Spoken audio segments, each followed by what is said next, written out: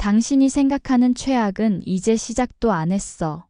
강재인의 차갑고 단호한 목소리가 황기찬의 귀를 때렸다. 마치 앞으로 닥칠 폭풍을 예고하듯 그녀의 눈빛은 서늘하게 빛나고 있었다. 드다방 시청자 여러분, 오늘 이야기는 절대 놓치면 안 됩니다. 구독과 좋아요로 함께 해주세요. 강재인은 여전히 기억을 잃은 척 연기를 이어가고 있었지만 그 속에서는 복수의 톱니바퀴가 쉼없이 돌아가고 있었다. 칼부림 사건 이후 YL그룹은 피로 물든 불안감 속에 가라앉아 있었고 그 틈을 타 강세리는 다시 한번 반격의 기회를 노렸다. 하지만 그녀의 초조함은 숨길 수 없었다. 지호마저 강재인을 엄마라고 부르기 시작한 순간 강세리의 눈동자가 번뜩였다. 자신이 쌓아온 위치가 하루아침에 무너져가는 기분이었고 그 불안은 황기찬이 강재인을 향해 보여주는 보호 본능으로 더 깊어졌다. 황기찬은 겉으로는 차분한 척했지만 속마음은 복잡했다. 형 황기만의 상태가 정상으로 돌아오지 않는다는 사실, 그리고 그 틈을 타 강재인이 그룹 내 입지를 넓혀가고 있다는 현실이 그를 흔들고 있었다. 강재인은 이런 그의 불안을 꿰뚫어보고 있었다. 그녀는 김도윤에게 조금만 더 기다려. 판을 키울수록 세리가 무너질 때 더 크게 떨어질 거야. 라고 낮게 말했다. 김도윤은 그녀의 눈에서 잠시도 방심하지 않는 긴장과 광기를 읽어냈다. 하지만 그 광기 속에는 오직 한 가지, 은호를 죽음으로 몰아간 이들에게 갚아주겠다는 결심만이 자리하고 있었다. 한편 패트릭은 강미란과의 관계를 끝낸 뒤에도 마음속 분노를 거두지 못했다. 아들의 존재를 모르고 살아온 세월은 그의 자존심과 부성애를 동시에 짓밟았고 그 상처는 쉽게 아물지 않았다. 강미란은 변명했지만 패트릭은 그 모든 말이 변명일 뿐이라며 자리를 떠났다. 이별의 후폭풍은 YL에도 전해졌다. 강미란의 권위는 흔들렸고 그녀를 몰아낼 기회를 노리는 사람들의 눈빛은 날카로워졌다. 특히 강세리는 이 틈을 놓치지 않으려 했다.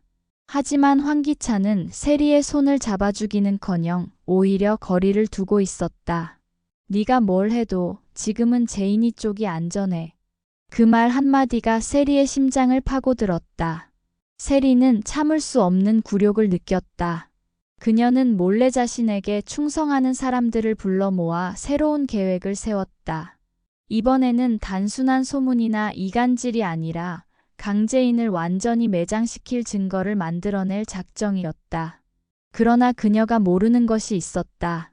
이미 강재인은 세리 주변의 모든 인물을 조용히 장악해 두었다는 사실이었다. 한편 노숙자는 황기만의 상태가 심각하다는 진단에도 불구하고 마음 한구석에서 묘한 안도감을 느꼈다. 강세리가 황기만을 해치려던 의도가 드러나지 않을 수도 있다는 계산 때문이었다. 그러나 그 안도감은 오래가지 않았다. 황기만이 병실에서 갑자기 의미심장한 말을 내뱉었기 때문이다. 그날 세리가 남은 말은 흐릿했지만 그 표정만으로도 노숙자의 가슴은 덜컥 내려앉았다. 강재인은 이 상황을 지켜보며 입가에 옅은 미소를 지었다. 판이 점점 흥미롭게 돌아가고 있었고 그녀는 그 중심에서 모든 줄을 쥐고 있었다.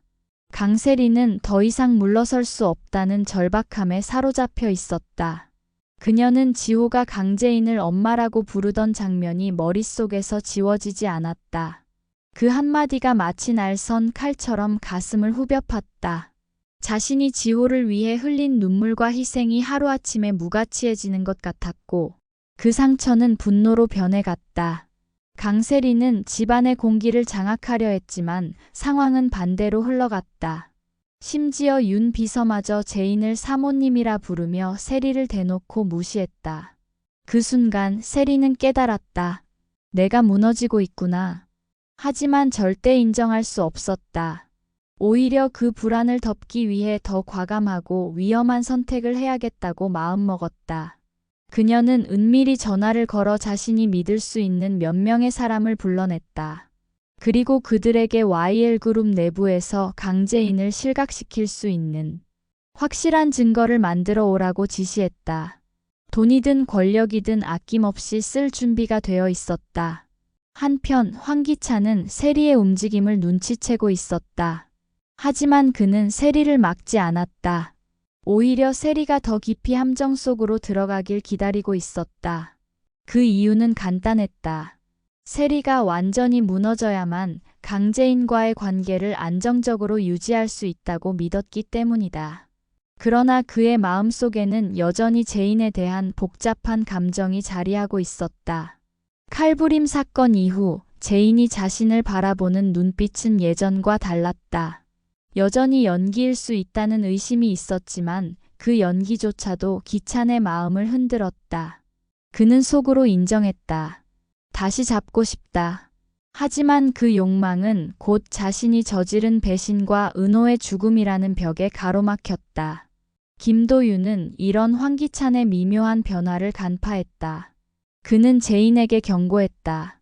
황기찬은 당신을 다시 자기 쪽으로 끌어들이려고 할 거야. 그게 마음이든 권력이든. 그러나 재인은 단호했다. 그가 뭘 하든 상관없어. 난 세리를 끝장내는 데만 집중할 거야. 그녀의 목소리에는 감정의 떨림이 없었다. 차갑게 가라앉은 결심만이 느껴졌다. 도윤은 순간 등골이 서늘해졌다. 복수심이 깊어질수록 재인의 인간적인 온기는 점점 사라지고 있었다. 그 사이 패트릭은 강미란의 과거를 더 깊게 파고들고 있었다. 아들의 존재를 숨긴 채 자신을 이용해 온 세월은 그를 분노하게 만들었고 그는 미란을 사회적으로 고립시키려는 계획을 세웠다. YL 내부에서 미란의 입지를 무너뜨리면 그녀가 버틸 수 없을 것이라 확신했다. 그러나 강승우는 이런 흐름을 막으려 했다. 그는 패트릭에게 고모를 공격하는 건 곧 우리 가족을 무너뜨리는 거나 마찬가지라고 설득했지만 패트릭은 물러서지 않았다. 이 갈등은 가족 내부의 균열을 더욱 키웠다. 노숙자는 여전히 황기만의 곁을 지키고 있었지만 그 마음은 불안과 두려움으로 가득 차 있었다. 황기만이 의식은 돌아왔지만 지적 능력이 떨어진 상태에서 언젠가 세리에 대한 진실을 말해버릴까 봐 노숙자는 밤마다 잠을 설치고 있었다. 그리고 그 불안은 현실이 되려 하고 있었다. 황기만은 병실에서 재인을 볼 때마다 이상한 단어를 중얼거렸다. 계단 세리. 그 말이 점점 또렷해지자 노숙자의 손끝이 떨렸다. 그녀는 급히 병실 문을 닫고 주변 사람들을 내보냈다. 그러나 이미 병원 간호사 한 명이 그 말을 들었고 그 소문은 은밀하게 퍼지기 시작했다. 이 소문은 곧 강재인의 귀에도 들어갔다. 재인은 조용히 미소 지었다. 드디어 시작이네. 그녀는 세리의 목을 조여올 새로운 올가미를 손에 쥔 기분이었다. 하지만 그녀는 서두르지 않았다. 판을 더 키우고 더 많은 사람들이 세리의 진실을 의심하게 만들 계획이었다. 그 순간 그녀는 도윤에게 한마디를 던졌다.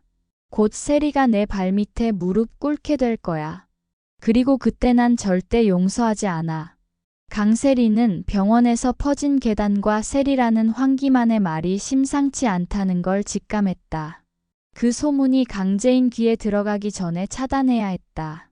그녀는 병원 원무팀장을 불러내 무언가를 건네며 은밀히 지시했다. 이 말이 밖으로 퍼지면 당신 인생 끝이야. 입단속 확실히 해. 그러나 이미 늦었다. 강재인은 간호사와의 접촉을 통해 황기만의 중얼거림을 구체적으로 들었고 그 단어 속에서 세리의 과거를 끄집어낼 기회를 포착했다. 재인은 바로 도윤에게 전화를 걸었다. 김한 씨가 드디어 말문을 열기 시작했어. 준비해. 이건 세리를 무너뜨릴 첫 번째 단서야. 도윤은 숨을 고르며 대답했다. 하지만 김한 씨 상태가 불안정해. 더 자극하면 오히려 기억을 잃을 수도 있어. 재인은 잠시 생각하더니 괜찮아. 그 기억을 잃기 전에 내가 먼저 이용하면 돼. 차가운 결심이 목소리 속에 스며 있었다. 한편 황기찬은 세리의 불안이 커질수록 자신에게 유리해진다는 걸 알고 있었다. 그러나 그는 제인이 황기만의 상태를 이용하려 한다는 사실에 복잡한 기분을 느꼈다. 한때 형제였던 기만을 그렇게까지 이용해야 하나 하는 찰나의 죄책감이 스쳤다. 하지만 그 감정은 오래가지 않았다. 그의 머릿속에는 오직 YL그룹의 주도권과 제인을 붙잡을 방법만이 가득했다. 그는 속으로 되뇌었다. 제인을 내 곁에 두려면 세리를 먼저 없애야 한다. 그러면서도 제인이 복수를 위해 얼마나 멀리 갈 수 있는지를 은밀히 지켜보고 있었다. 이때 강승우는 자신도 모르게 누나의 계획 일부를 눈치채고 있었다. 제인이 최근 병원과 YL 내부를 오가며 비밀스러운 움직임을 보인다는 것을 감지한 것이다. 승우는 도유경에게 누나가 너무 위험한 길을 가는 것 같아 나서야 하지 않을까? 라고 조심스럽게 물었다. 그러나 유경은 고개를 저었다. 제인 언니는 지금 멈출 수 없어. 그건 언니만이 할 수 있는 일이야. 승우는 유경의 단호한 말에 마음이 무거워졌지만 어쩐지 그녀의 눈빛 속에서 누나를 향한 묘한 존경심을 읽을 수 있었다. 강미라는 패트릭과의 결별 이후 YL에서의 입지가 눈에 띄게 흔들리고 있었다. 그녀는 위신을 회복하려면 그룹 내에서 새로운 파트너십이나 투자를 성공시켜야 한다고 생각했다. 하지만 패트릭이 뒤에서 미란의 사업 네트워크를 하나씩 끊어내고 있었고 이 사실을 알게 된 미란은 분노로 몸을 떨었다. 그 분노는 곧 강재인과의 대화에서 표출됐다. 너도 패트릭이랑 한패 아니지? 아니라고 해. 제발. 그러나 제인은 미묘한 미소만 지었다. 고모, 세상은 다 거래야. 감정은 사치지. 그 말에 미라는 입술을 깨물며 제인의 진심을 가늠하려 했지만 이미 그녀의 눈에는 냉정한 계산만이 담겨 있었다. 노숙자는 황기만을 지키겠다는 명분으로 병원에 거의 상주하다시피 하고 있었다. 그러나 제인이 병문안을 올 때마다 노숙자의 신경은 곤두섰다. 특히 제인이 기만의 손을 잡고 무슨 일이 있었는지 말해줄래요? 라고 부드럽게 묻는 장면은 노숙자의 분노를 자극했다. 당신이 뭘 안다고 이 아이를 흔들어. 노숙자는 목소리를 높였지만 제인은 흔들림 없이 대꾸했다. 아주 많이 알아요. 세리가 계단 위에서 무슨 짓을 했는지도. 그 한마디에 노숙자의 얼굴이 사색이 됐다. 그녀는 제인이 얼마나 알고 있는지 그리고 그걸 어떻게 폭로할지를 상상하며 온몸이 떨렸다. 강세리는 이 모든 상황이 자신을 향해 조여오는 올가미처럼 느껴졌다.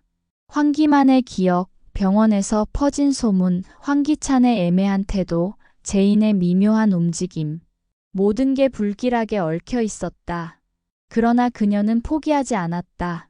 오히려 더 공격적으로 나서야 한다고 결심했다. 그녀는 비밀리에 변호사와 접촉해 제인과 황기찬의 관계를 무너뜨릴 법적 전략을 세우기 시작했다. 남편을 빼앗긴 피해자라는 프레임을 만들어 언론 플레이를 할 계획이었다. 하지만 그녀는 몰랐다. 이미 제인은 세리가 그 변호사와 만나기 전부터 모든 대화를 도청하고 있었다는 것을. 강세리는 변호사와의 접촉이 들통났다는 사실을 뒤늦게 알았다. 그녀가 보낸 비밀 메시지가 유출된 경로를 추적하던 중 황기찬의 사무실에서 본 낯선 USB가 떠올랐다. 불안감이 치밀어 올랐지만 지금 물러나면 끝이라는 생각이 더 강했다. 그녀는 황기찬을 찾아가 당신 나 감시했어? 라고 따져 물었다. 황기찬은 시선을 피하며 애매하게 웃었다. 네가 먼저 나를 속였잖아. 난 그냥 확인했을 뿐이야. 그 말에 세리는 심장이 철렁 내려앉았다. 황기찬의 눈빛 속에는 예전과 다른 차갑고 계산적인 기운이 서려 있었다. 예전엔 자신을 무조건 감싸주던 남자가 이제는 상황에 따라 언제든 배신할 수 있는 사람으로 변해 있었다. 세리는 자신이 그동안 기찬을 이용했다고 생각했지만 이제는 기찬이 자신을 이용하고 있다는 불길한 예감이 들었다. 한편 강재인은 세리가 변호사와 손을 잡고 언론 플레이를 시도할 거라는 사실을 이미 알고 있었다.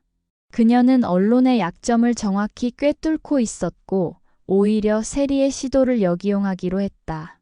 도윤에게 전화를 걸어 세리가 기자를 만나기 전에 우리가 먼저 기사를 터뜨려야 해. 세리가 황기만을 밀었다는 증언과 함께 라고 말했다. 도윤은 놀란 목소리로 그건 너무 직격탄이야. 증거도 없는 상태에서라고 했지만 제인은 단호했다. 증거는 내가 만들면 돼. 중요한 건 타이밍이야.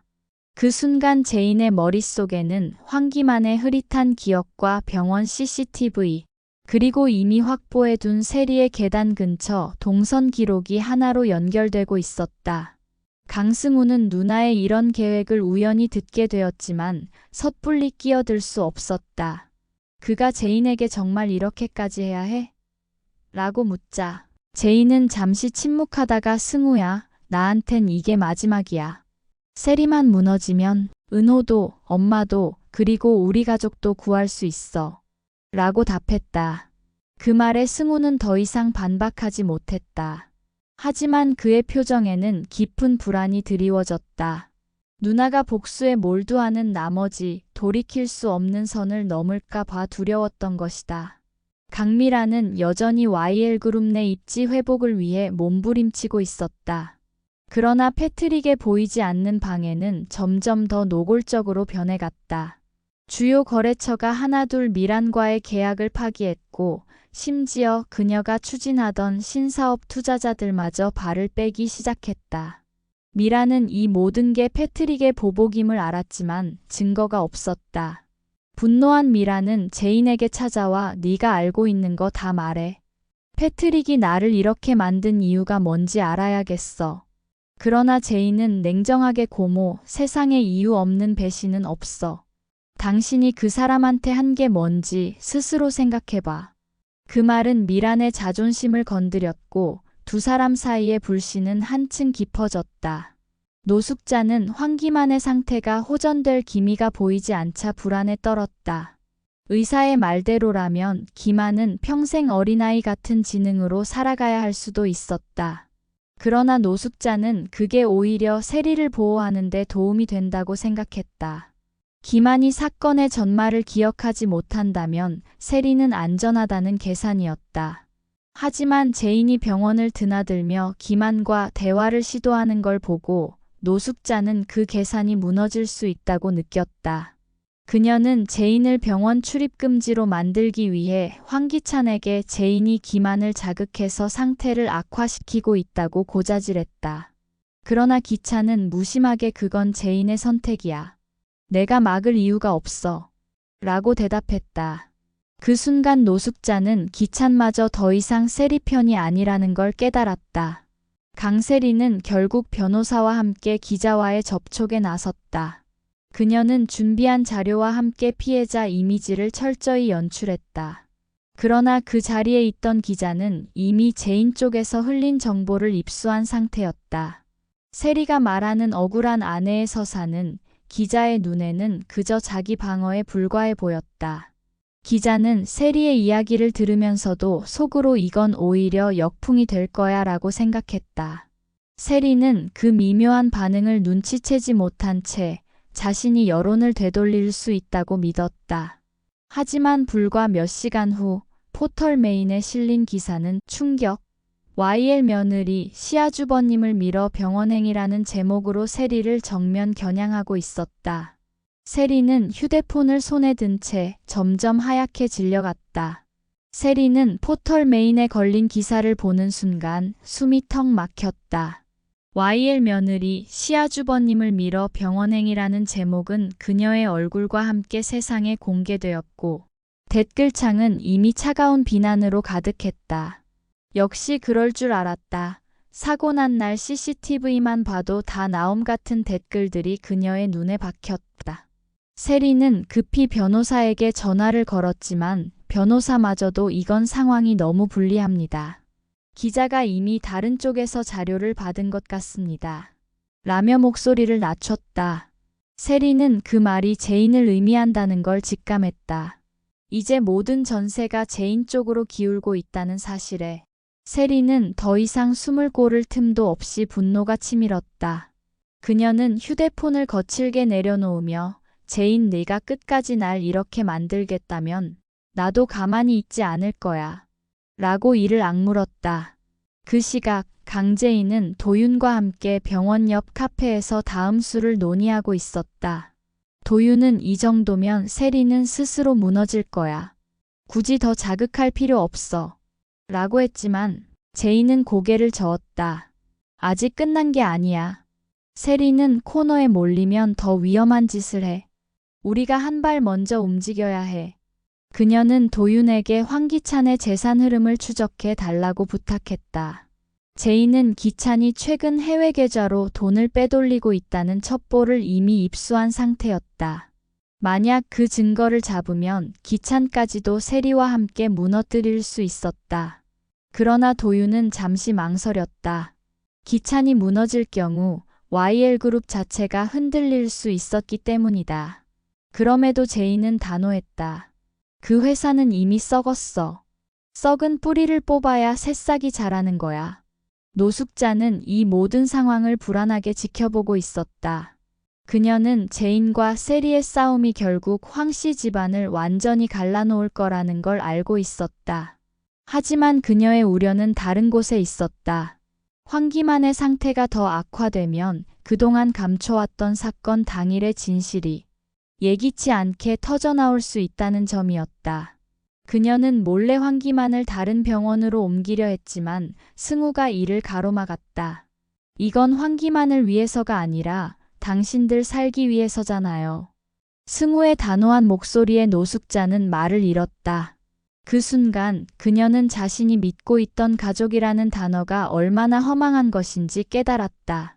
한편 강미라는 패트릭과의 관계를 되돌리려 했지만 패트릭은 더 이상 그녀에게 미소를 보이지 않았다. 오히려 그는 제인에게 접근해 당신과 나는 같은 목표를 갖고 있는 것 같네요. 라고 말했다.